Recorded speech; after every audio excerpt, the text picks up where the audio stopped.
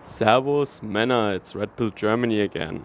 In this video I want to give you a quick follow-up on the discussion from last week.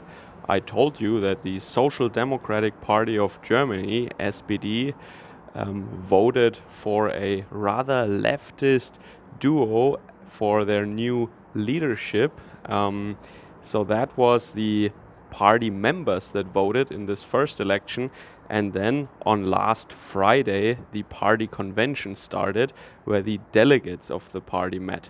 And here, surprise, surprise, those two people were actually voted again, this time by the party delegates. So they are now officially the two new leaders of the Social Democratic Party. Yeah. And that means a hard turn to the left, as I already described in my last video. And of course, I already told you that this could at least mean a lot of new trouble for the grand coalition of Angela Merkel. But it could even lead, and many people are speculating about this actually, lead to a breaking of the coalition. Now, of course, I really cannot deny that criticism. I often talk about this, and the German media actually also talks about this very often. Oh, could this be the end of the Grand Coalition? If you are in the centrist Angela Merkel camp, that is of course bad news, that is fear-mongering. From where I stand and where most of my audience stands, of course, that criticism could be there that we are giving, or I am giving, false hope. That means we're always talking about, oh, the coalition could break up, but in the end they never do. And in retrospect, looking back at all these times when it seemed like the Grand Coalition, that is not a marriage of love. Be reminded, these parties, they don't like each other. The people there, they work together, partly because they want to prevent the rule of the AfD or a even more leftist coalition, or also, as is always the case in politics, they like their well-paid jobs. Yeah, they get a lot of tax money for doing very little, one could say, or at least if you want to have that kind of money in the industry or as a self-employed person or something, you have to work much, much harder, and you need to have a lot of skills and knowledge and qualifications. So you don't need that in politics, really. So this is why they stick to their cushioned seats, and they want to maybe act in front of the base of their parties, maybe, that the coalition will break very soon. But in fact, they all agree behind the scenes that they want to keep those jobs. So don't be too surprised if Angela Merkel's coalition, held together by these forces of greed and laziness, one could say, on the side of the politicians and the people who carry out those functions in the parties and in the government, that will actually make the coalition stick together despite of all the anger at the base of the party and in the electorate maybe. But the politicians, they just put on a show and they will somehow sell it to the public. And I have to say, it is getting more and more annoying actually for both sides, I guess, also for the left, that it becomes a pattern really, that both parties on the quote-unquote right and on the left, they make these announcements, and they say, oh, now we will, oh, I'm speaking for the SPD now, by the way, because that was just going on this week. They say, oh, now we want to raise the taxes, and we want to make new debt for more welfare programs and more welfare spending, and we want extremely open borders, and we want this and that and the other, and more retirement for old people and better care for this and that, and of course this costs a lot of money. So they always say that, and they actually said that they would even cause a break of the coalition if they don't get that, and they will not turn back, even though that would mean new elections, and this time we really do it. But then what did we hear on the weekend, where the delegates and the party management met, they signed a paper, or they at least voted on a declaration then that was very milk toast, and all these radical notions that these two guys at the front now, these nobodies from the third tier that nobody knows in Germany, yeah, with this revolutionary ideas against Angela Merkel, nothing is left of that, yeah. And now, I mean, the main points were, of course, renegotiate the coalition contract, renegotiate the budget, etc.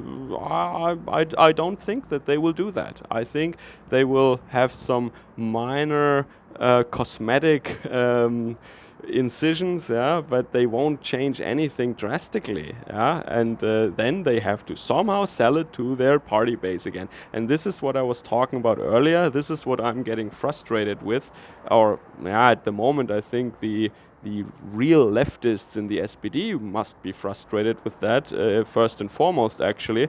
This is the pattern that great announcements, and now we're really going to do it, and then in the end, nothing happens. And the reason why nothing happens is, of course, that the powers that be, wink wink, they don't want anything to change, obviously.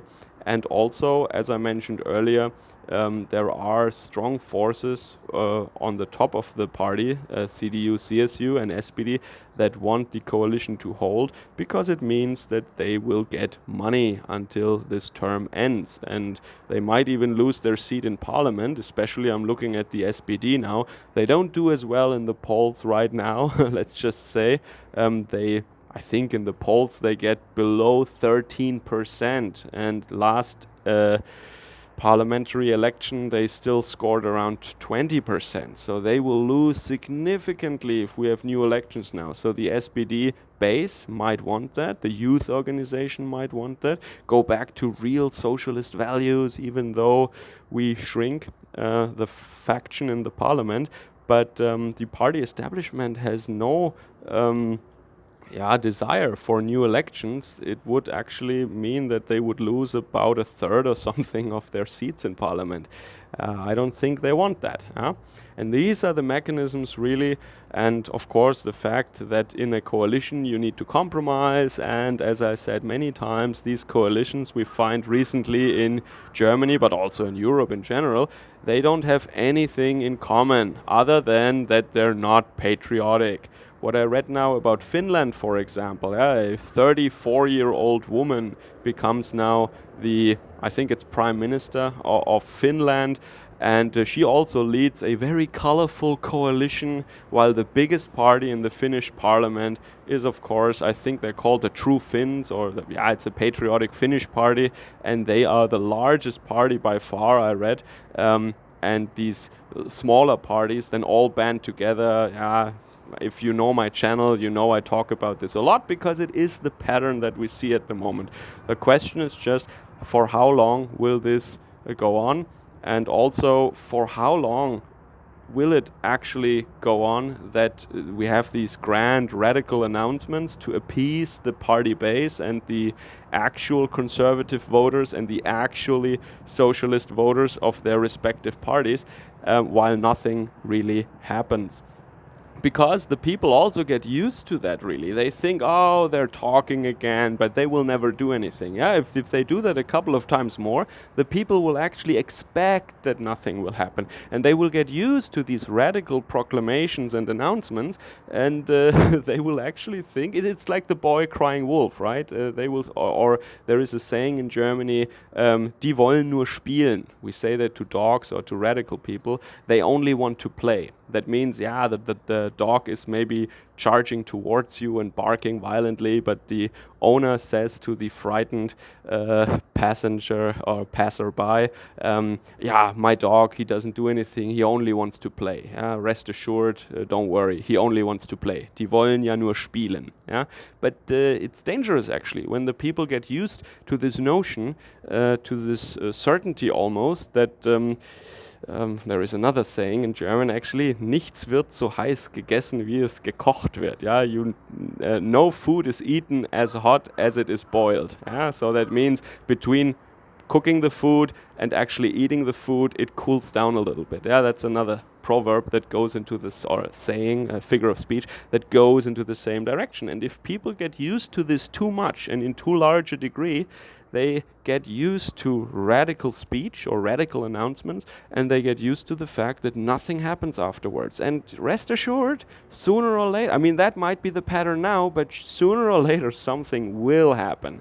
And when that happens, either on the left or on the right, everyone will be taken aback. Everyone will be saying, oh, how could that happen? Nobody could see it coming. Yeah, they couldn't see it coming then, or they because they're stupid, or because they don't know anything about actual politics, because at some point something happens.